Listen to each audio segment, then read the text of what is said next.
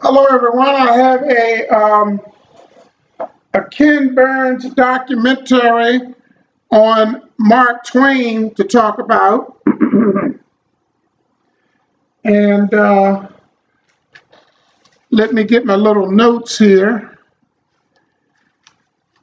All right, now they said that he was a printer's apprentice.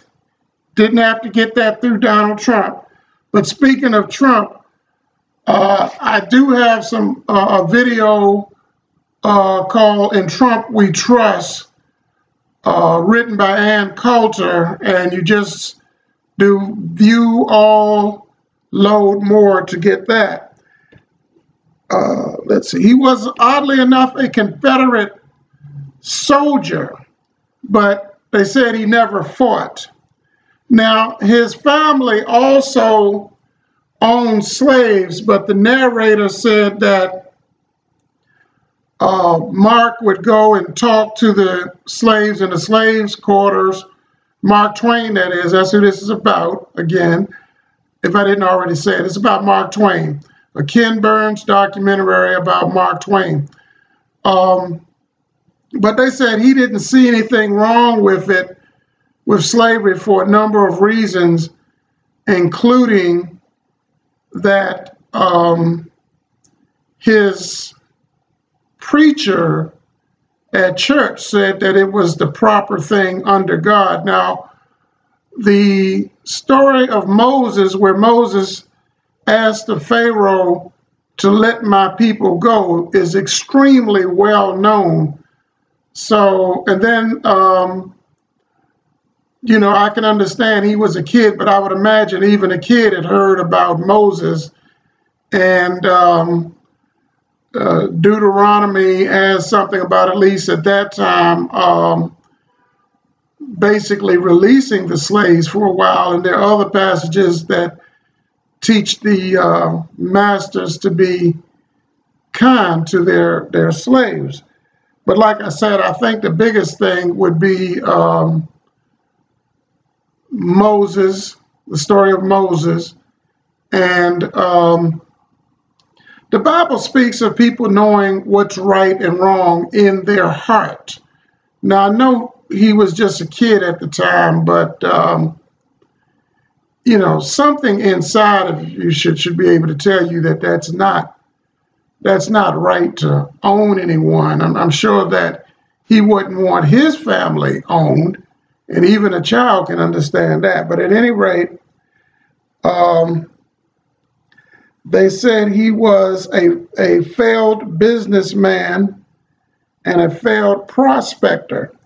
His real name was Samuel Clemens. Let's see. And when he was young, his sister and brother died. It was in 1863 that he took on his show name, so to speak, of Mark Twain.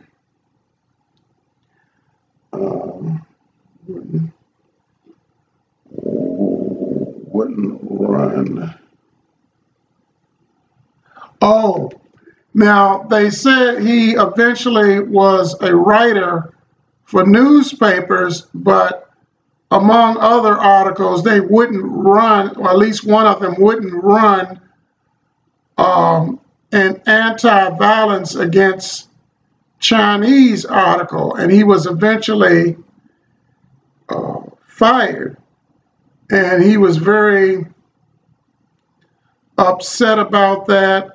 He was very broke after that. And I know at the time that made me think of something, but I can't think of what it is offhand. Let's see here.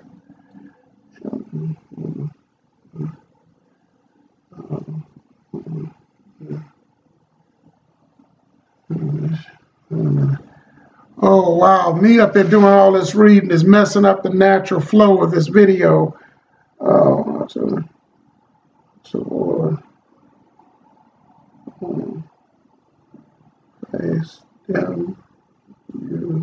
Oh, yeah, this is important here. Um, he had a friend,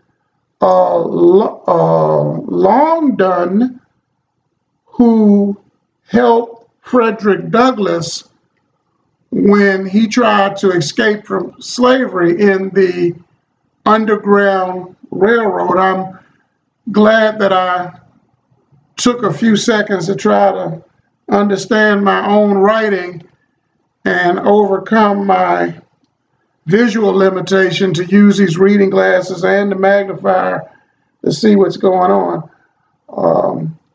So he proposed and eventually married this rich guy, Langdon's sister. They were engaged for a while.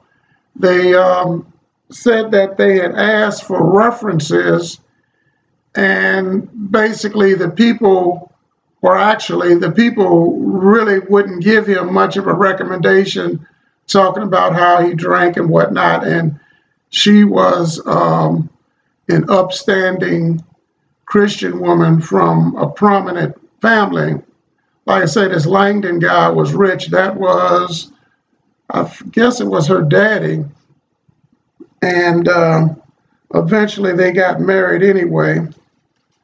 Because it said that everything that people told on Mark that he had already, I guess, written about and or lectured.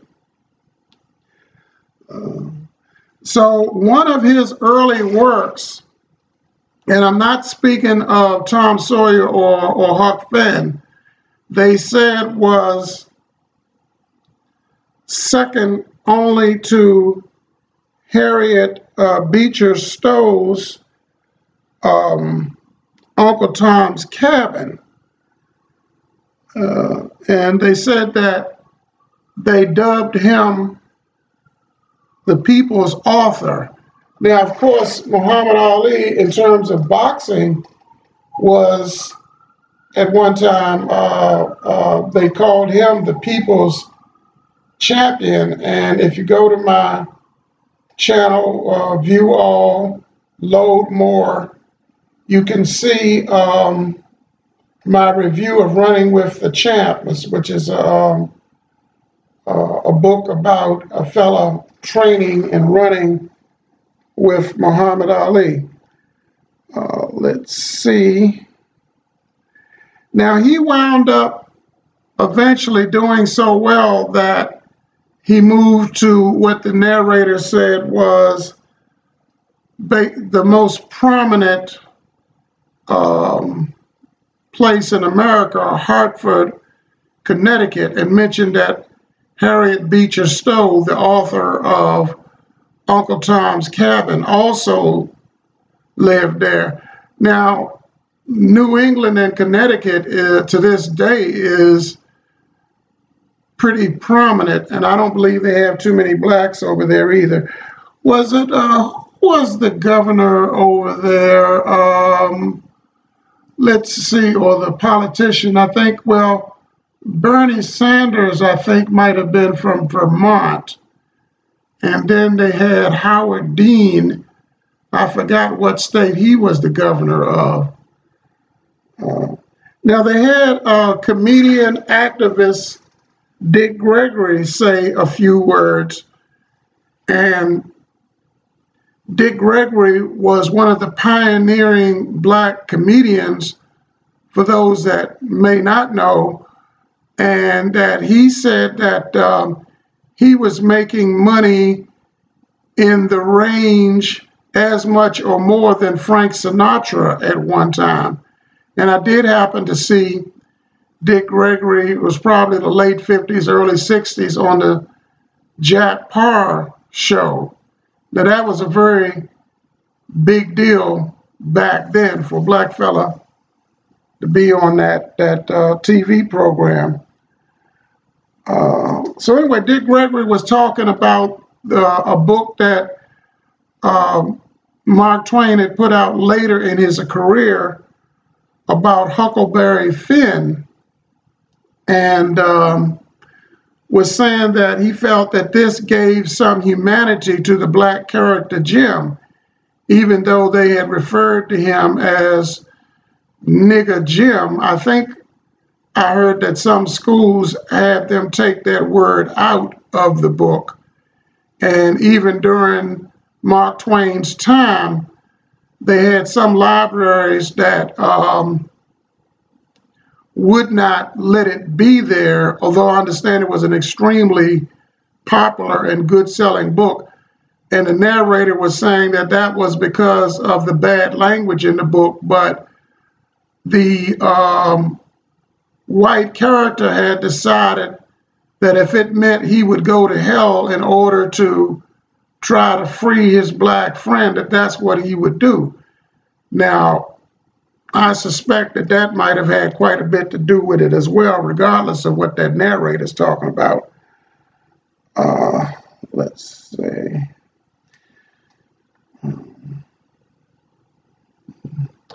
Now, I made this note here. Apparently, this is still part of the book, and they were talking about how the slaves would buy their freedom, which historically did happen.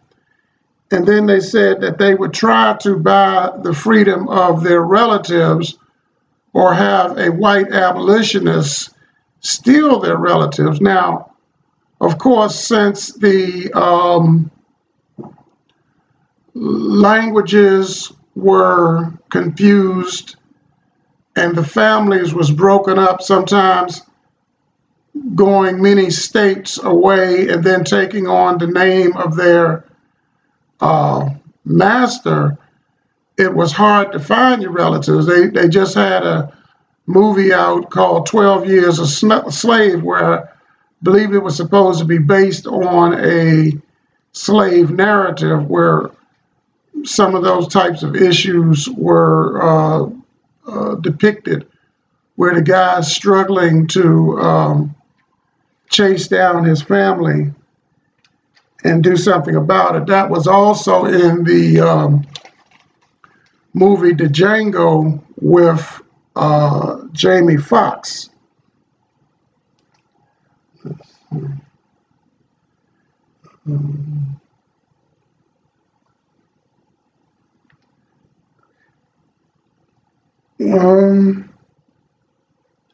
Let's see, I'm not quite making all of this out, but I guess that's mostly what I have pertaining to Ken Burns, the director for the documentary on